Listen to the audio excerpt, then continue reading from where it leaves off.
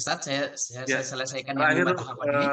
yang kelima ya Ustadz ya? Ya, yang kelima adalah penegakan disiplin. Disiplin. Nah, ini guru saya itu, dosen saya Dr. Adian Husaini yang pakar pendidikan Islam itu menekankan betul ini masalah penegakan disiplin. Tidak akan ada pendidikan adab di rumah atau di keluarga kalau tidak ada penegakan disiplin. Artinya ada punishment and reward-nya itu, reward and punishment. Nggak ada, bisa tidak. Jadi kalau ada orang bilang sekarang pendidikan itu tidak boleh ada hukumannya. Orang Islam mengajarkan ada hukuman, kan ada iqab gitu kan, Yeah. gitu kan, ada basyirah wa nadhira gitu kan. Nggak bisa tidak, ada surga, ada neraka. Masa orang bersalah tidak boleh dihukum? Kalau orang bersalah tak dihukum, maka dia akan melakukan kesalahan yang sama, bahkan lebih besar dari kesalahan yang dilakukannya kan. Makanya kalau di sekolah kita itu tadi, kalau murid membuang sampah sembarangan, dendanya 5.000. Istighfarnya 50 kali. Itu sudah pada penegakan disiplin namanya. Kalau guru yang membuang sampah sembarangan, itu dendanya 15.000 dan istighfarnya 100 kali gitu kan. Artinya 2 kali lipat dengan anak-anak. Artinya apa? Harus ada penegakan disiplin. Gitu. Makanya kalau sama anak-anak di asrama kita di sekolah itu, meletakkan sendal tidak pada tempatnya itu dendanya 2.000. Meletakkan sapu dan alat-alat tidak pada tempatnya dendanya 5.000. Tapi itu kan sudah lama, sudah melalui proses yang panjang gitu ya. Ujungnya di sini nih. Gitu. Artinya apa? Harus ada sanksinya. Disiplin harus ditegakkan. Kami mohon maaf ini Ustadz Salabi, kalau anak-anak kita di asrama itu misalkan tidak sholat tahajud, gitu ya, misalkan udah dibangunin, tahu orang lain udah berangkat ke masjid, dia balik lagi ke asrama tidur, dia sudah satu rakaat dia tidak sholat, itu dendanya 4.000, gitu ya. Jadi kalau ternyata nggak sholat, udah dihitung sendiri. Nah, saya sebagai gurunya, saya dendanya 10.000 satu rakaat. Jadi kalau saya dihitung per rakaat ya Ustadz ya? Iya, dihitung per rakaat. Jadi kita kan ada 11 rakaat gitu ya. Ini kan tadi dalam rangka penegakan disiplin gitu ya. Tapi kan ini sudah panjang prosesnya. Jadi saya bilang kalau kalian satu rakaat 4.000 tidak terlambat satu rakaat 4.000, nah Bapak nih 10.000. Dan saya. Kalau yang bayar orang tuanya gimana Ustadz? Nah, kita bilang sama orang tuanya, jangan tambah uang jajannya. Oh gitu. Jadi ini harus diambil dari uang jajannya ya. Kalau orang tuanya yang membayar, maka tidak ada dampaknya kan? Ya.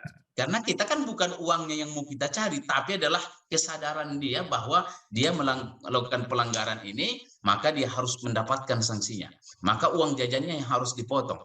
Meskipun kenyataannya banyak orang tuanya yang sembunyi-sembunyi tadi, ditambahinnya pula uang jajan anaknya.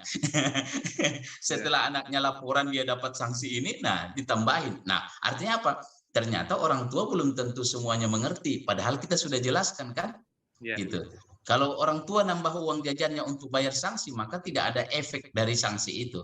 Justru kita, ini harus dari uang jajan, waduh hilang uang jajan ke 4.000 nih, hilang 8.000 nih, besok saya harus ikut nih. Gitu. Nah saya bilang kalau kalian 4.000 satu rakaat terlambat, Bapak nih 10.000. Dan saya pernah kesiangan Ustadz Salabi, karena capek sekali, tahu bangun udah azan subuh. Astagfirullah. Dan saya harus membayar denda 110.000. Dan saya penuhi komitmen itu kan. Baik. Sebenarnya untuk diri saya, untuk memaksa saya juga. Saya juga tidak mau anak-anak itu dipaksa atau disanksi karena tidak melakukan sholat tahajud. Terus sayanya tenang-tenang saja kan, berdosa kan.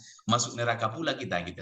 Jadi inilah kira-kira poinnya Ustadz Salabi, bahwa ini proses ya, ini pendidikan. Jadi ini perlu tahapan dan kesabaran, perlu keikhlasan dan kesungguhan. Tidak bisa selesai setahun 2 tahun. Ini terus salah kita perbaiki, salah kita perbaiki. Tapi saya bersyukur alhamdulillah, meskipun belum bagus betul, tapi setidaknya lingkungan iklim ini sudah tampak gitu ya. Iklim ini sudah terasa terwujud di sekolah kita dengan buktinya apa? Sekolah kita menjadi model sekolah bersih tanpa cleaning service, dan sudah beberapa provinsi berkunjung untuk mempelajari, bersharing lah gitu ya. Artinya apa? Sistemnya sudah terbangun. Alhamdulillah, saya bilang kalau anak-anak tidak buang sampah pada tempatnya, buang sampah pada tempatnya dia, itu sudah 50% berhasil kita bersih. Kalau kau tidak mampu membersihkan, minimal jangan ngotorin aja, udah. Iya. Gitu. Gitu. Itulah Nah, intinya. Ustadz, ini Iya. seberapa jauh bisa diterapkan di keluarga Ustadz? Soalnya kalau tadi untuk di sekolah mungkin jelas ada aturannya gitu. Tapi kalau di keluarga bikin aturan formal seperti itu, ya ini namanya anak sama bapak ya gimana gitu. Mau sanksi and reward gimana, mau peneladanan disuruh nggak ngerokok, bapaknya ngerokok misalnya, malah disuruh beli rokok gitu. Gitu lah Ustadz. Iya. Memang ini problem besar kita kan pada orang tua sebenarnya, bukan pada anak. Ya, ya. Jadi kalau orang bijak berkata itu, 1000 kata tak berarti dibanding dengan satu tindakan gitu kan, atau satu tindakan, satu perbuatan jauh lebih berharga daripada 1000 kata. Jadi 1000 kata kita bilang jangan merokok, merokok itu haram, merokok ini segala macam dalil keluar, taunya sambil merokok gitu kan. Gitu kan, sama dengan habis maghrib kita ngaji, siapa nggak ngaji nanti ayah pukul gitu kan, tapi habis ngaji kita nonton bola gitu. Nah, Jadi artinya apa? Ini memang perlu keteladanan. Makanya tidak berhasil kita pendidikan adab ini kalau hanya dengan penanaman saja. Dia harus ada keteladanan dan harus kita biasakan. Makanya saya bilang tadi itu Mas, alhamdulillah dulu waktu anak-anak saya masih SD itu, alhamdulillah habis maghrib tidak pernah ada TV hidup di rumah kita. Dan ternyata bisa. Dan mestinya kan di rumah lebih mampu kita karena kan istri, suami kita berdua, anak kita 2 atau 3 atau 4. Ibaratnya kan bandingannya kalau kita berdua suami istri, anak kita 6 misalkan masih 1:3 gitu kan. Sementara di sekolah di kelas itu gurunya 2, muridnya 25 gitu kan. Artinya bandingannya sangat ini. Kalau memang kita bertekad, anak-anak itu bisa kita ajak gitu. Dan saya kira banyak sekarang keluarga menerapkan ada rule model of rule-nya atau rule kelasnya itu, rule di rumahnya itu peraturan jam sekian ya, ini yang nyuci piring ini. Dan banyak sekali yang berhasil melakukannya Ustaz. Gitu. Nah, mulailah dari yang kecil gitu ya. Kita mulai dari yang kecil saja. Kadang-kadang untuk kita yang baru gitu ya Ustadz, apalagi untuk masyarakat awam kebanyakan itu bingung tuh Ustadz, mulainya dari mana gitu. Kalau kata Ustadz mulai dari yang kecil gitu. Iya. Nah, sementara banyak di masyarakat kita juga kalau adab itu tidak menjadi satu faktor penting gitu Ustadz. Yang penting itu nilai matematikanya bagus, nilai IPA-nya bagus gitu. Adab lah belakangan lah, yang penting dia rapotnya nggak merah lah gitu Ustadz. Iya. Gimana Ustadz? Memang ini soal paradigma kan. Ini masalah paradigma berpikir masyarakat kita. Dan inilah perjuangan yang luar biasa. Dan makanya kalau saya mengatakan tugas seorang guru itu bukan hanya mendidik anaknya, muridnya, tapi mendidik orang tuanya. Ya. Dan pengalaman kita hampir 15 tahun mendidik anak-anak SD SMP ini, itu justru persoalan rumit kita dengan orang tua. Gitu. Anak-anak mau menyapu, tapi orang tuanya nggak mengizinkan anaknya menyapu karena dianggap menyapu di sekolah itu adalah perbudakan. Itu kan paradigmanya luar biasa kan? Dan kita pernah menghadapi situasi ini. Dan kita harus menyampaikan berulang, menjelaskannya supaya orang tuanya mengerti.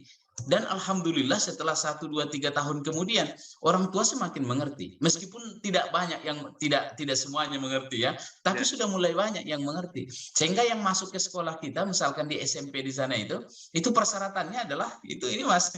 Makanya memang tidak banyak murid kita persyaratannya mau ngepel, mau menyikat kamar mandi, mau menyapu. Kalau masalah nilai nanti urusan belakangan kita atur gitu kan. Gitu. Artinya apa? Kita dahulukan adab. Al-adab qablul ilmi itu kan. Kita dulukan dulu adab. Adabnya apa? Bersih. Belajar, tidak boleh belajar di kelas kalau ruangannya belum bersih. Makanya ruangan harus bersih, tempat sampah harus rapi, harus disapu, di mana sepatunya berada. Makanya kalau saya di sana itu guru-guru sudah mengerti. Jadi sebelum tertata sendalnya itu rapi di tempat sendal, keluar. Atau ada sepatu yang nyeleneh kemana-mana, cari orangnya. Siapa yang punya ini? Denda 2.000. Kenapa kau taruh di situ? Gitu kan? Karena inti dari adab itu kan meletakkan sesuatu pada tempatnya, melakukan sesuatu pada waktunya. Dan itu pembelajaran kita di sana itu Salabi. Jadi selalu yang saya ulang-ulang kepada semua guru dan anak-anak, letakkan sesuatu pada tempatnya dan lakukan sesuatu pada waktunya. Itulah adab itu, gitu. Gitu.